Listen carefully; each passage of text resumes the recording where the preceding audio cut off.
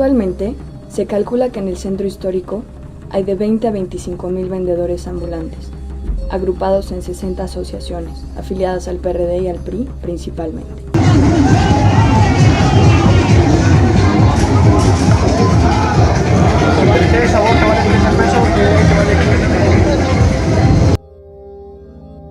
Esto sugiere que el ambulantaje ha aumentado durante los últimos 20 años, ya que en 1990 se calculaba que en el centro había 10,000 ambulantes repartidos en 10 organizaciones.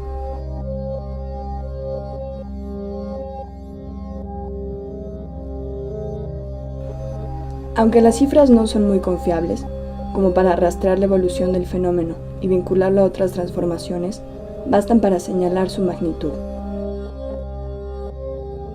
Las asociaciones de ambulantes más grandes y antiguas fueron incluidas en el último plan de reubicación y de plazas comerciales del PRI, pero no todos sus agremiados se beneficiaron, por lo que muchos siguieron trabajando en la vía pública.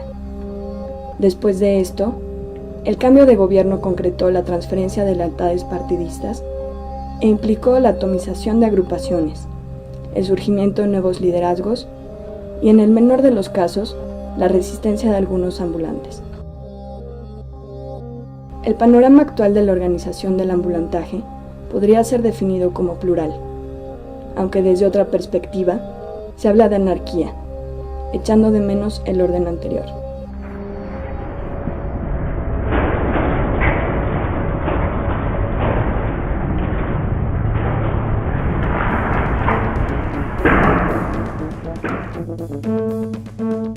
Ambulantaje es el nombre tradicional que se le da en México al comercio popular que se realiza en la vía pública, es decir, en las calles, banquetas, plazas, parques, vagones de metro, de manera dispersa o concentrada en ciertas áreas de la ciudad. En todo caso, se trata de espacios de tránsito constante o al menos frecuente.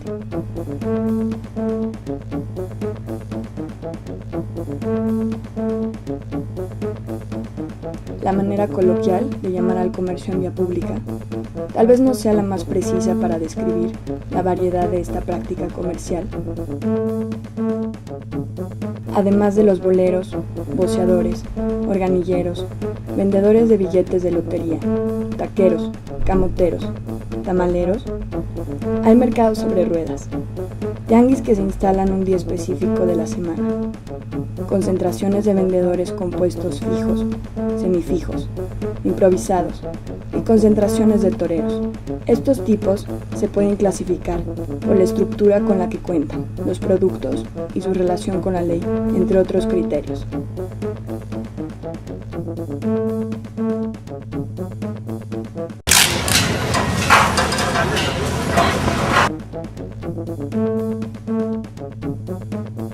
Aunque el adjetivo de ambulante haya perdido exactitud para caracterizar a la actividad y a los vendedores, alude a la movilidad del cliente y todavía evoca el origen de la definición de este tipo de comercio por oposición al comercio formal o establecido.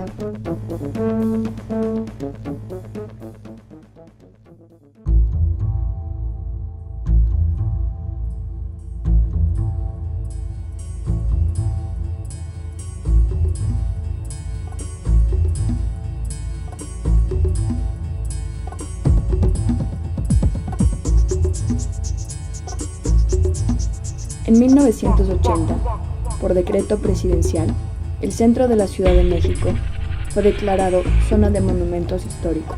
El área que actualmente se conoce como Centro Histórico abarca 9.1 kilómetros cuadrados. Esta delimitación geográfica está dividida en 668 manzanas y en dos perímetros.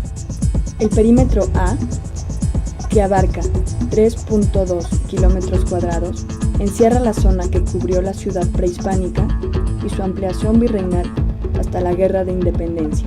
El perímetro B, que tiene 5.9 kilómetros cuadrados, cubre las ampliaciones de la ciudad hasta finales del siglo XIX. Todo el primer perímetro forma parte de la delegación Cuauhtémoc, mientras que el segundo comparte su jurisdicción con esta delegación y la Venustiano Carranza.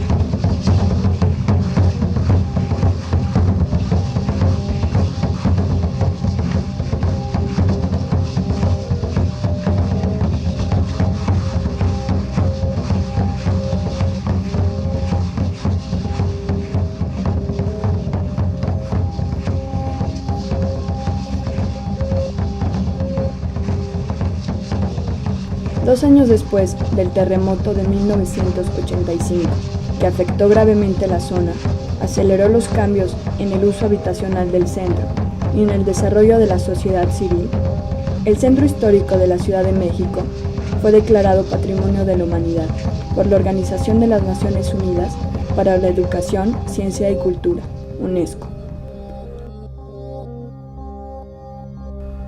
Según la Organización para la Cooperación y Desarrollo Económico, OCDE, el Centro Histórico de la Ciudad de México es de gran importancia, debido a que es el símbolo, no solo de la metrópolis, sino también del país, y cuenta con una riqueza histórica, cultural y arquitectónica inmensa.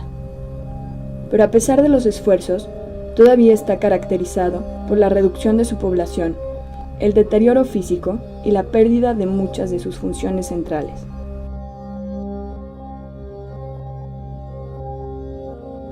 Las decisiones internacionales y locales que forman parte de las políticas de protección del patrimonio reflejan la voluntad de enfatizar la función cultural y turística de esta área de la ciudad.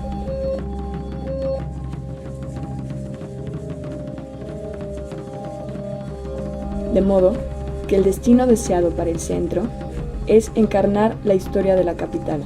Los planes de desarrollo urbano del DF han sido coherentes con este objetivo, ya que en la medida de lo posible, las funciones tradicionales del núcleo original de la Ciudad de México se han reubicado en otras zonas.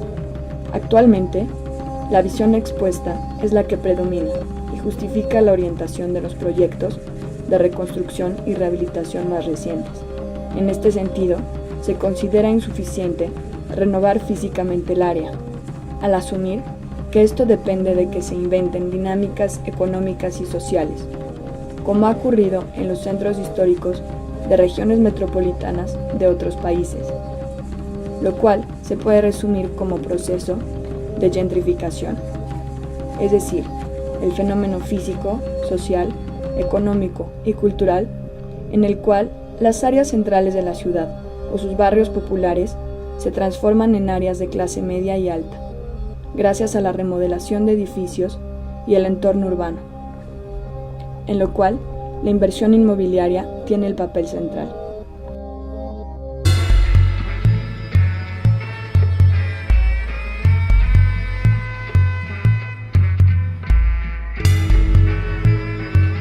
En medio de este proceso de transformación que vive el centro histórico actualmente, se considera que el ambulantaje atenta en contra de la integridad física, la dignidad e imagen patrimonial atribuida al área.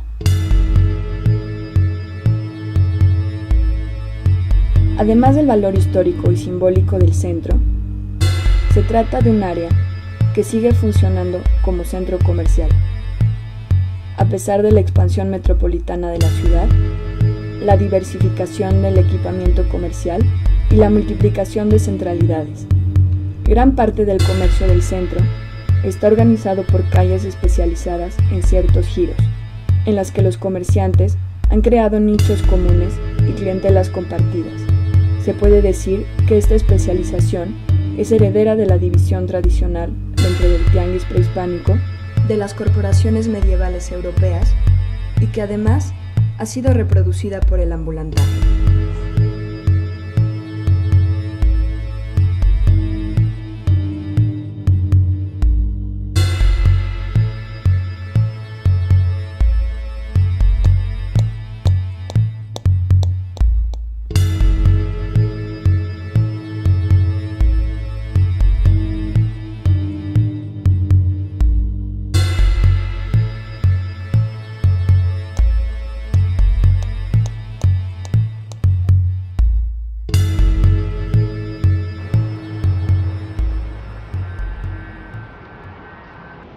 Aunque el centro conserva el rasgo original de la ciudad como núcleo de intercambio, los comerciantes establecidos y los ambulantes están en franca competencia por la clientela, la cual, además de buscar la variedad de productos que solo en el centro se pueden encontrar, busca precios bajos.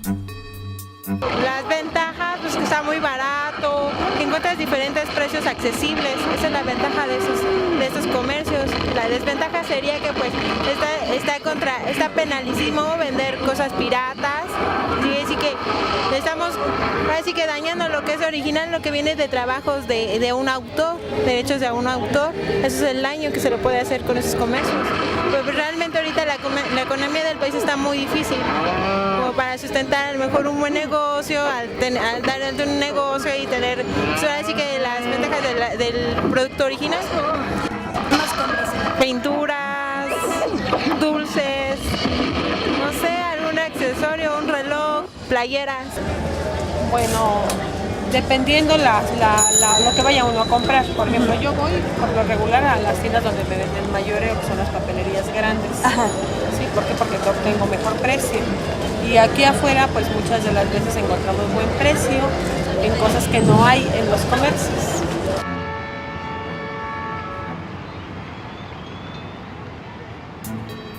A diferencia de otras áreas de la ciudad, donde el carácter ambulante del comercio en vía pública lo define la movilidad del consumidor que va de paso al centro, se acercan con el propósito de comprar en establecimientos o en la vía pública. En este caso, el ambulantaje se trata de un conjunto de concentraciones de puestos en los que se mezclan otros vendedores itinerantes, cuya principal clientela son los puesteros que se establecen en determinados tramos de calles.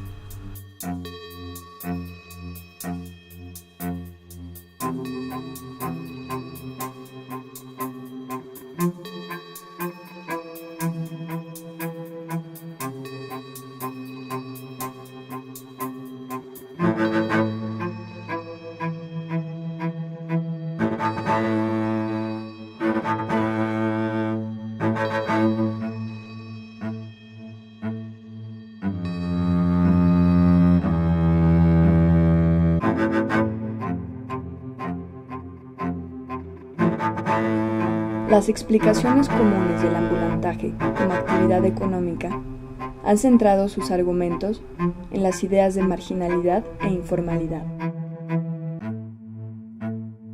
Siguiendo de cerca la teoría de la modernización, en las economías dependientes, al mismo tiempo que se realizan actividades económicas capitalistas, hay otras actividades precarias, como consecuencia del desarrollo capitalista tardío y desigual, combinado con la desintegración de las formas de producción existentes y la falta de nuevas fuentes de empleo.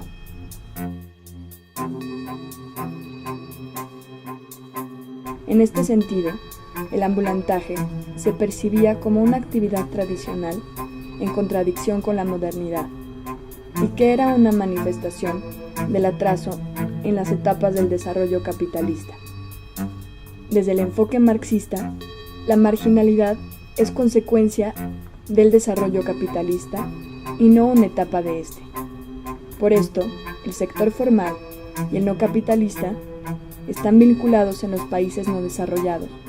Así, los ambulantes y sus clientes serían parte de la masa marginal de reserva, que participan en una estructura comercial orientada hacia el consumo popular, que evita la presión en los salarios y el desempleo, como sí ocurre en economías no dependientes.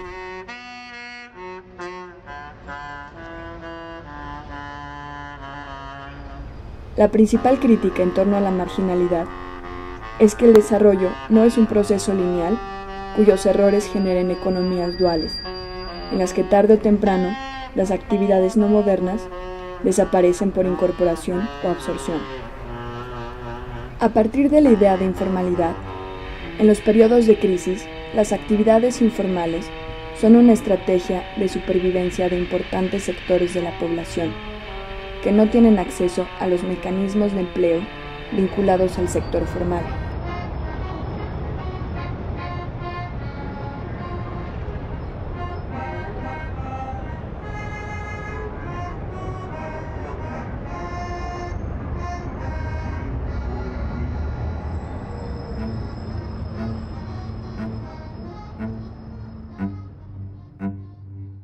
Entre los rasgos que caracterizan las actividades y los trabajadores del sector informal urbano, la Organización Internacional del Trabajo señala: confianza en los recursos familiares, escala de operaciones pequeña, poco capital invertido, trabajo intensivo, tecnología adaptada, baja productividad, no se busca maximizar ganancias, se recurre al trabajo familiar, trabajo sin prestaciones, ingresos percibidos bajos, fácil entrada, requiere escasa calificación, habilidades adquiridas fuera del sistema escolar formal, refugio de la fuerza de trabajo vulnerable.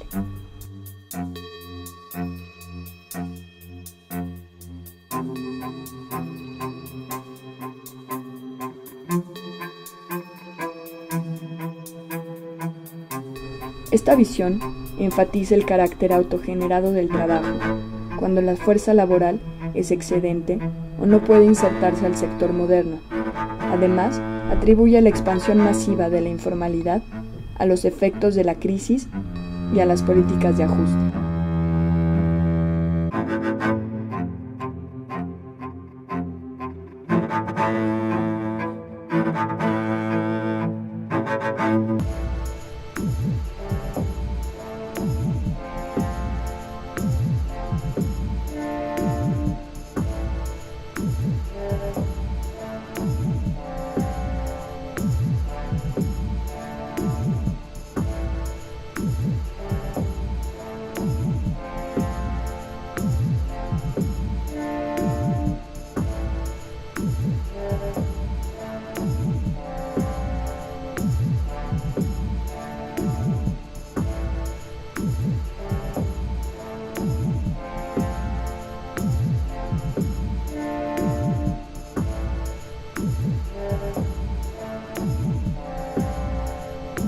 La Organización para la Cooperación y el Desarrollo Económico, OCDE, reconoce que el sistema informal urbano desempeña funciones económicas y sociales.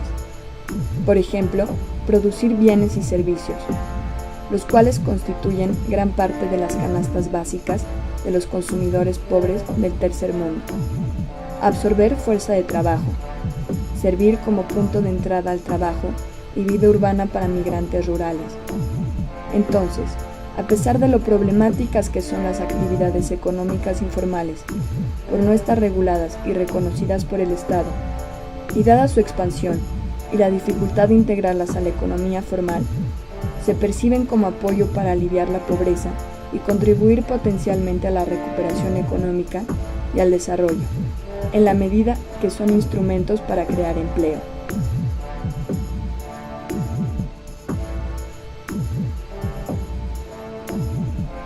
El principal defecto achacado al término sector informal es que engloba una gama tan amplia de actividades que quizá no sea pertinente como base para diseñar políticas públicas, además de que el adjetivo informal es impreciso, ambiguo y negativo, ya que refleja ausencia y debilidad. En todo caso, se ha generalizado la idea de que la informalidad resulta de las reestructuraciones económicas globales y no de los grados específicos de industrialización. Por lo tanto, se trata de un fenómeno mundial. Además, su significado se ha ampliado para describir los fenómenos de flexibilización o casualización del trabajo asalariado y las actividades económicas formales.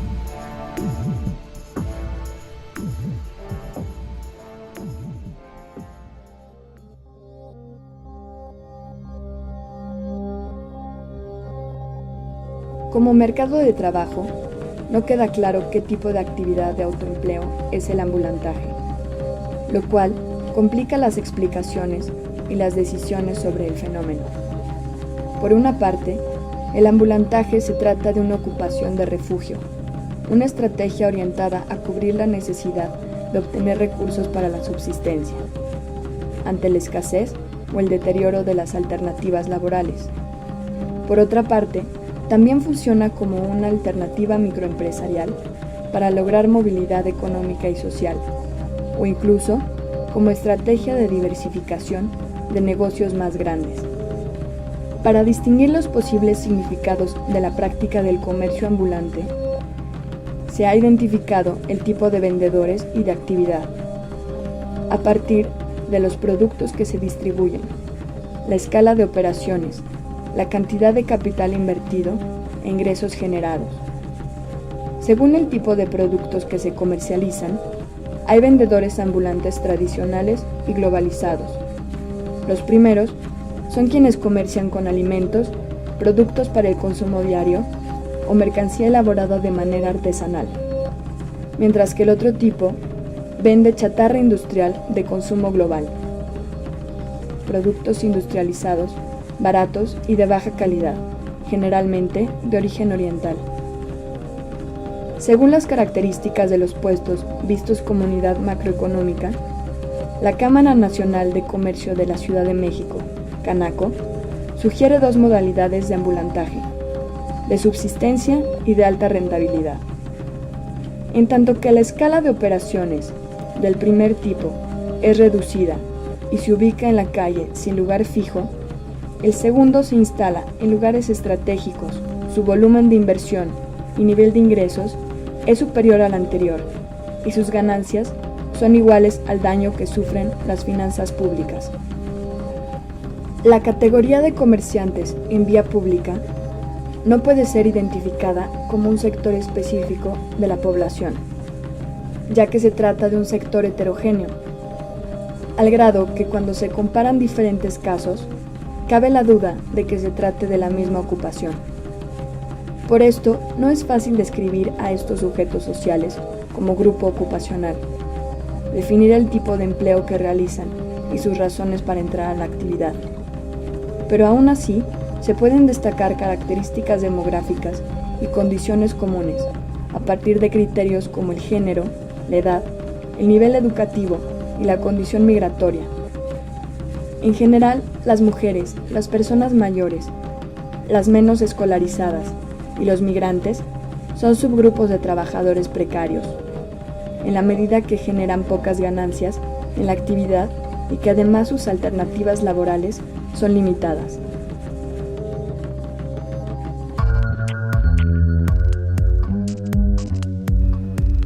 El incremento del trabajo femenino asalariado y no asalariado varía según el contexto cultural y religioso. En el caso de México, se relaciona con la crisis económica, ya que más mujeres entraron al mercado de trabajo con el propósito de contribuir al gasto familiar o mantener niveles de vida ante la disminución del poder adquisitivo.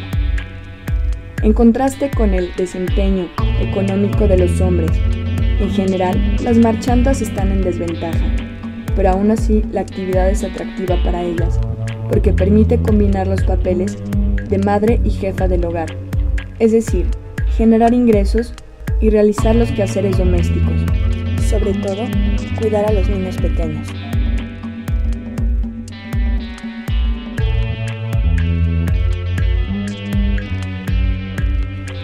Las personas mayores o aquellas que se encuentran al final de su vida laboral entran a la actividad al ser expulsados del sector urbano asalariado o del sector rural por inhabilidad física para hacer tareas o la falta de tierra. En el caso de las mujeres mayores, el abandono o la viudez son razones frecuentes. La entrada de los jóvenes atiende principalmente a la escasez de oportunidades laborales y a las restricciones institucionales para establecerse de modo formal. Con frecuencia, la variable edad se relaciona con el género y la escolaridad. En este sentido, los varones jóvenes destacan como los más educados e incluso los que invierten más capital y generan más ganancias.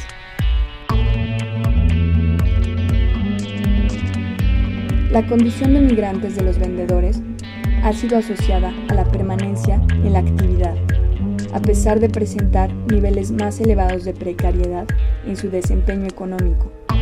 Esto se ha atribuido a las dificultades obvias de los procesos de aculturación y adaptación al nuevo entorno, que se manifiestan en un marco de decisión limitado en cuanto a la inserción laboral, el acceso a la vivienda y a la educación.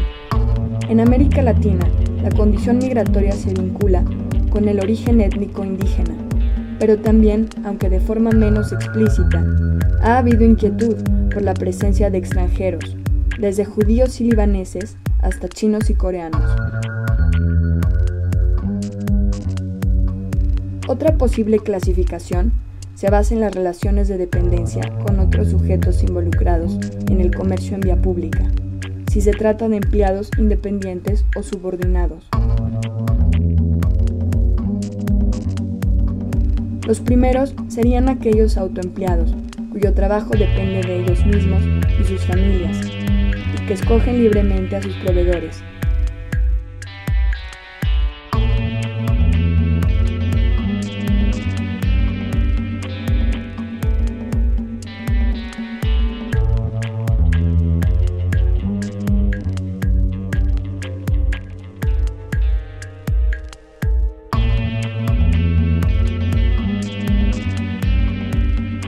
Mientras que los otros son asalariados disfrazados, subcontratados o comisionistas, cuya remuneración es baja y variable, que además soportan la mayoría de los riesgos que implican las actividades inestables.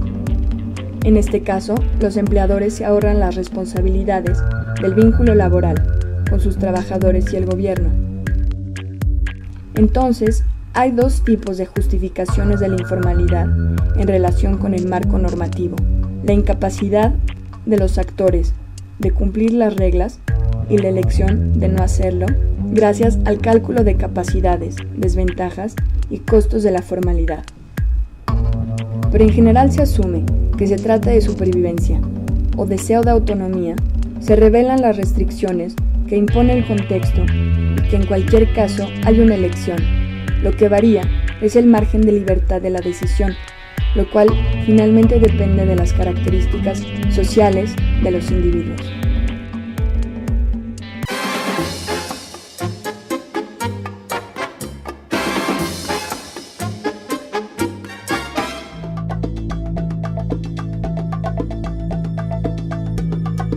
La historia de los intentos por acotar el ambulantaje en la Ciudad de México empezó en el centro. Las autoridades coloniales emitieron constantes medidas restrictivas. Sobre todo, se trató de reubicar el tianguis central fuera de la Plaza Mayor. En 1541 se prohibió el comercio en las calles de la ciudad, con la amenaza a los vendedores de perder sus mercancías y ser desterrados. Pero seguían apareciendo nuevas concentraciones de comerciantes que se extendían por las calles. Así, surgió el Baratillo, que desapareció por un incendio a finales del siglo XVII, tras lo cual se construyó el mercado del Parián, que finalmente resultó insuficiente y el comercio volvió a ocupar las calles. En el siglo XX se crearon algunos reglamentos al respecto. El Reglamento de Comercio Semifijo y Ambulante en el Distrito Federal de 1931 no se cuestiona ni prohíbe el comercio en vía pública. Se busca regular para evitar los efectos de sus excesos. Se reserva a quienes no estén en condiciones de alquilar locales, pero en cuanto a las mercancías, se busca favorecer la producción nacional. La idea que fundamenta la tolerancia de esta disposición es que la solución definitiva vendría con el establecimiento de nuevos mercados. En los años 40, el ambulantaje se divide en oferta de servicios o de mercancías. Para el primer caso, el gobierno otorgó licencias a organilleros, cuidadores de autos, limpiadores de zapatos, ropavejeros, vendedores de billetes de lotería. En cuanto a la venta de artículos, se definieron dos tipos de zonas de mercados y zonas de protección. Las últimas comprendían los alrededores de mercados a los que se buscaba proteger de la competencia del comercio en vía pública. A diferencia de estas zonas, donde la actividad estaba prohibida, en las zonas de mercados era posible solicitar y acceder a puestos sin requerir licencias.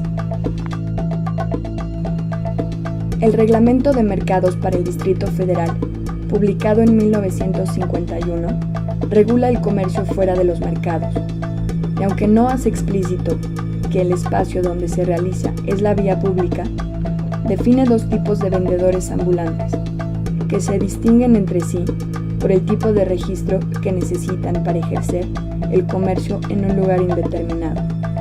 Este reglamento es el fundamento legal de la capacidad del gobierno del Distrito Federal de conceder o negar permisos para el ambulantaje, pero en realidad no fue realmente implementado, ya que a la entrada de Uruchurtu la actividad fue prohibida. Durante los 14 años de regencia de Uruchurtu, de 1952 a 1966, se construyeron mercados públicos de forma masiva en toda la ciudad, empezando por los del centro, dirigidos a los comerciantes que estaban en la vía pública. En este periodo, los ambulantes se convirtieron en un grupo subsidiado de pequeños comerciantes, además de integrantes del sistema político, ya que su incorporación al programa de mercados dependía de que estuvieran organizados y se afiliaran al PRI, formando parte de la Confederación Nacional de Organizaciones Populares, CNOP. A pesar de su imagen autoritaria y represiva hacia los sectores más pobres, a largo plazo, las políticas de Uruchurtu beneficiaron a los ambulantes, ya que se conformaron en un sector bien organizado, capaz de representar efectivamente sus intereses y resistir las políticas públicas. Se dice que el trágico fin de la carrera política de Uruchurtu, la cual buscaba impulsar con la construcción de mercados, se debió justamente al éxito de sus políticas. A finales de los años 70, se creó el Comité Coordinador del Sistema Nacional de Mercados sobre Ruedas, con el propósito de regular el conjunto de puestos móviles que se instalan y retiran diariamente, para que este tipo de comercio atendiera al interés del consumidor en cuanto a los productos, rutas, zonas, fechas y horarios. A principio de la década de los 90, la Coordinación de Comercio y Abasto Popular del Departamento del Distrito Federal, Coabasto, diseñó el programa de mejoramiento del comercio popular, con el objetivo de reubicar a los vendedores ambulantes del centro histórico. Para lograr los objetivos de reordenar y prohibir la actividad en el área definida, se planeó construir plazas para el comercio popular e implementar un instrumento jurídico. En 1993, la Asamblea Legislativa del Distrito Federal promulgó el Bando para la Ordenación y Regulación del Comercio en Vía Pública del Centro Histórico de la Ciudad de México, que prohíbe el ejercicio del comercio en la vía pública en el perímetro A del Centro Histórico. En 1997 ocurrió un cambio político y administrativo en el Distrito Federal, gracias al cual se votó la elección de jefe de gobierno, y a partir de entonces y hasta ahora, el PRD ha gobernado la Ciudad de México.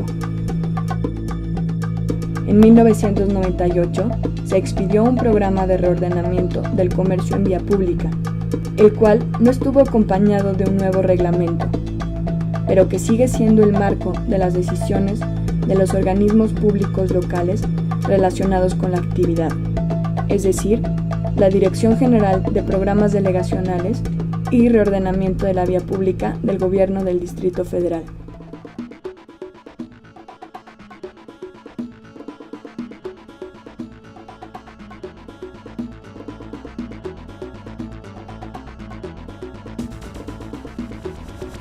Los ambulantes y las autoridades se enfrentan principalmente por los usos del suelo, que se deriva de la distinción entre el espacio público y el privado.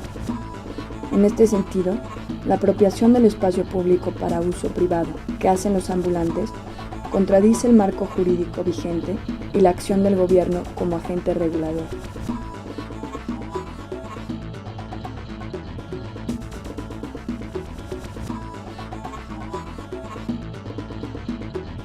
Las estrategias del gobierno en su relación con el ambulantaje están contempladas dentro de un rango de tolerancia y represión. Esta aparente ambivalencia de las autoridades y el fracaso de los proyectos y políticas públicas con las que se ha tratado de eliminar o controlar el ambulantaje se debe a que estos han coincidido con los ciclos políticos, por lo que la voluntad política es de corto plazo y tiene efectos perversos. Lo formal y lo informal están relacionados, y la frontera que los separa depende de los marcos legales particulares y no siempre es clara. En esta brecha de confusión es donde se genera un espacio de regateo con las instituciones formales. En este caso, el marco normativo, según el cual el ambulantaje es una actividad económica informal, está compuesto por disposiciones dispersas y a veces obsoletas, que regulan la actividad de forma poco coherente. Lo que sucede es que el orden convencional del sistema político mexicano y el orden jurídico del Estado se combinan, es decir, como la actividad no está claramente regulada, surge un margen de manejo discrecional y la ley se convierte en una herramienta de acción política. En este sentido, tal vez, la tendencia a prohibir el ambulantaje ha aumentado el poder discrecional de las autoridades y al mismo tiempo el que la práctica comercial ocurra al margen del derecho ha determinado la organización de la actividad. Las organizaciones de ambulantes han desarrollado una capacidad política colectiva que les permite ser reconocidos oficialmente como interlocutores, para negociar y resistir los intentos administrativos por controlar su expansión. Los ambulantes del centro están integrados en diversas organizaciones que se pueden distinguir claramente unas de otras y que compiten entre sí por el espacio. Al igual que otros grupos vulnerables, que al agruparse compensan la falta de mecanismos para enfrentar la inseguridad laboral y económica.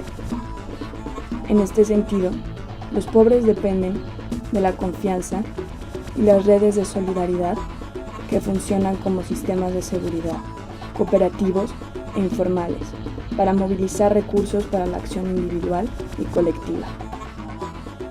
Estas organizaciones se perciben como mecanismos de defensa, movimientos sociales urbanos o mafias. Pero independientemente de la connotación que se les otorgue, desempeñan ciertas funciones, como estructurar la comunicación, defender y promover intereses, generar certidumbre en un medio hostil. Así, estos grupos son legítimos en proporción a su capacidad de representación y acción política y a la estructura paralela que ofrecen a sectores sociales cuyas necesidades e intereses no son atendidos por el orden público formal. Aparte de las relaciones y enfrentamientos entre las organizaciones de ambulantes y el gobierno, también hay conflictos que ocurren entre las organizaciones de ambulantes y los comerciantes establecidos. Estos señalan que invadir banquetas, accesos, fachadas, obstaculizar el tránsito, aprovechar la tradición comercial que ellos han construido, va en contra de sus intereses como gremio. Además, hace notar la ventaja desleal de la que gozan los ambulantes al no pagar impuestos, permisos comerciales o gastos de intermediación en los intercambios internacionales. La apropiación del espacio público y la competencia desleal son los problemas clásicos y generalizables casi para cualquier contexto. Pero la posición de los comerciantes establecidos ha cambiado recientemente. Por una parte, los enfrentamientos ya no son tan directos como ocurrió en el caso de Procéntrico en 1992, cuyo representante, Ghazal Hafif, fue atacado a jitomatazos. Por otra parte, sus reclamos ya no se centran estrictamente en sus intereses comerciales, debido a que han incorporado un discurso cívico que acusa y rechaza los incentivos a la informalidad legal, sobre todo en relación con los derechos de autor, que son violados por la producción de mercancía apócrifa, y la proliferación de circuitos informales articulados a redes internacionales de producción y distribución, las cuales rebasan el contrabando hormiga o fayuca que se realizaba en tiempos de la industrialización por sustitución de importaciones.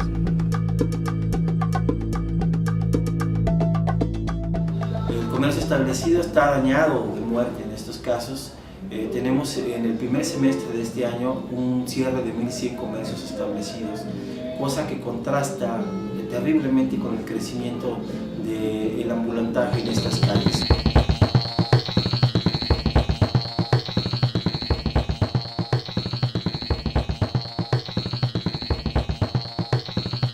Desgraciadamente, mientras no haya un censo, mientras no haya un control real, mientras no sepamos quiénes son ellos, el problema está latente, pero no hay un censo real. Entonces, mientras no haya un control en ese aspecto, ni las mismas autoridades tienen la posibilidad de reconocer cuántos ambulantes hay en esta zona. Y para nosotros ha sido terrible como año tras año los comercios se han ido viendo completamente tocados y completamente avasallados, porque hoy por hoy, para cualquiera de los que venimos a trabajar en esta zona, resulta más redituable tener un puesto en la vía pública, el cual por 50 pesos que se le pagan al líder, te ofrece la posibilidad de vender lo que tú quieras sin ninguna restricción. ¿Qué hablo con todo esto? Bueno, nadie supervisa la piratería, nadie supervisa el contrabando, nadie supervisa la mercancía robada y nadie supervisa nada, en donde verdaderamente todo este proceso de remodelación que se ha dado en estas manzanas que se tocaron, que se remodelaron, estamos hablando de un promedio de 42 manzanas de 625 que componen el centro histórico y que no son ni el 10% de lo que se pretendería en un momento determinado recuperar, pero que se ha anunciado como un platillo diciendo que se invirtieron 500 millones de pesos en remodelar y recuperar esta zona. Por ahí podemos estar de acuerdo, por ahí yo creo que nadie de las gentes que estamos trabajando en este aspecto podemos protestar, pero sí lo único que hicieron de alguna manera fue barrer la basura, y llamo en sentido figurado basura. Eso es lo que han venido a hacer a lo que es la parte oriente del centro histórico, y llamo la parte oriente lo que es la parte de atrás del Palacio Nacional, en donde la impunidad es notoria, donde pueden ejercer cualquier tipo de comercio de toda índole a cualquier hora sin ninguna restricción. Los índices de delincuencia en esta zona son altísimos. Parece mentira, pero nosotros como sociedad civil o como comercio establecido lo vemos cotidianamente. Las autoridades simple y sencillamente hacen caso omiso o hacen como que ven, pero no pueden resolver este problema. El proceso de Carlos Slim y del Slim Center, como se le conoce a esta zona, no dicho por mí, dicho por la Vox Populi, es contradictorio, porque es un proyecto netamente de recuperación pero inmobiliaria. Estamos hablando de un problema muy complejo, que es únicamente la cuestión inmobiliaria. Comprar edificios que estaban en ruinas, algunos de ellos, o que estaban abandonados, para remodelarlos y venderlos caros. Esa ha sido parte de la remodelación. Las calles que se han arreglado y adoquinado, muy bien hasta ahí. Pero no todo es eso. En ningún momento se habló de la reactivación económica. En ningún momento se ha planteado la posibilidad de poder tener créditos pymes para esta zona. En ningún momento se accedió para que la gente pudiera por lo menos poder pagar sus rentas primordiales. En ningún momento se habló de eso. O sea, hay un proyecto netamente de recuperación, pero inmobiliaria. De recuperación económica a nadie se la han planteado. Y hablo de todos los grupos que conozco, a nadie se lo han planteado. Y en una especie de Manhattan Tenochca, como lo hemos denominado esta zona, porque nos quieren vender la idea de que esto puede ser un Manhattan Tenochca o un Manhattan guadalupano. Entonces, estamos hablando de un principio fundamental de respeto, de convivencia sana. O sea, sabemos que es una zona que comercialmente siempre ha estado y que desde nuestros antepasados se ha seguido dando. El problema es que ahora se ha vuelto descontrolado, desmedido, fuera de control. O sea, ahorita faltarían 10 uruchurtos, como mucha gente de la época de antaño dice, es que falta un uruchurto. Yo creo que faltarían 10 uruchurtos y faltarían, no sé, algunos otros gentes con mucho valor con mucho manejo para poder controlar esta zona. Y ya no toco el tema de los chinos y los colombianos, porque ese es un problema aparte. Los chinos han encontrado en esta zona el mejor canal de distribución para vendernos todas sus chinaderas. Y digo chinaderas porque vienen de China, no porque sean de las otras, porque aparte sí lo son. Pero aquí han encontrado el mejor canal de distribución. O sea, no hay mejor lugar que este para poder encontrar que un contenedor que llegó hoy en la madrugada, en la tarde se está vendiendo, y como no hay dónde seguir la ruta del dinero, pues se acabó. Porque es obvio, en un territorio donde son más los ambulantes que los establecidos, pues es más complicado. Hoy establecidos sabremos 19,000, contra 35,000 nos tocan de casi 2 por 1. Entonces es un problema sumamente complejo. Las gentes que lograron hacer su fortuna hace 40, 50 años, quizá no están tan preocupadas, pero hoy el comerciante establecido está viviendo la incertidumbre de ver si sigue o le para. Entonces han sido varios factores los que han hecho que una cosa crezca y la otra disminuya. Y yo veo esto un problema muy complejo. Y hace falta conciencia, hace falta mucha conciencia y mucha educación para entender este problema, porque no es simplemente el problema de los ricos contra los pobres, no es por ahí. La persistencia del fenómeno ha sido atribuida al desempleo como resultado de la política económica del país y la incapacidad de los sectores público y privado para generar nuevos empleos bien remunerados. Pero sobre todo ahora, las tendencias nacionales se inscriben en los reacomodos de la economía mundial y la competencia internacional. El ambulantaje no es la excepción, pero además es una constante de la experiencia cotidiana y del modo en que se vive esta ciudad. La práctica comercial prehispánica, tal como la describen las crónicas de la conquista, era flexible y móvil, y siguió siéndolo para ciertos grupos de la población.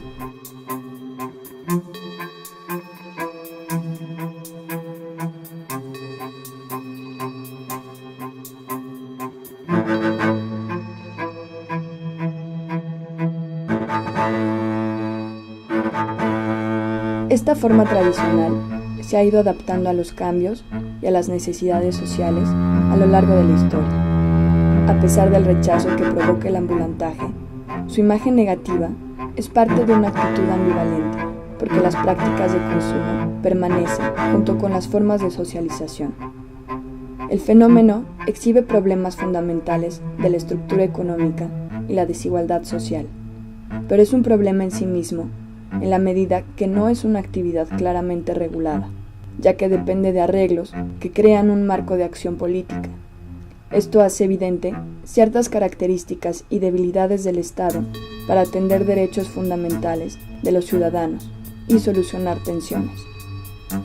El hecho de que los aspectos normativos tengan usos prácticos atiende a razones de gobernabilidad, lo cual, aunque en el corto plazo parezca la opción más prudente, a la larga se podría revelar como falta de capacidad del Estado para definir el sistema de obligaciones y derechos ciudadanos.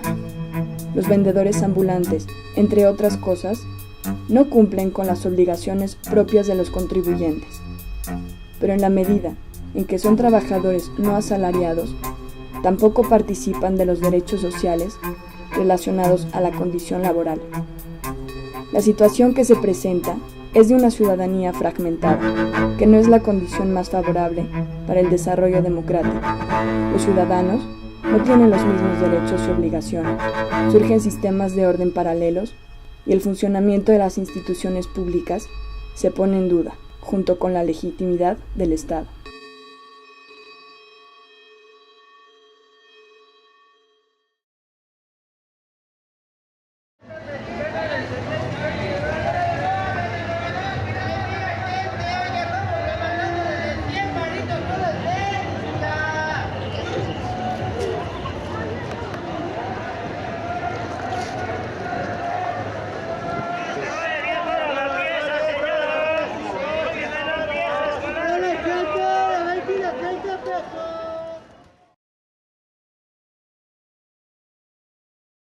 ¡30 pesos!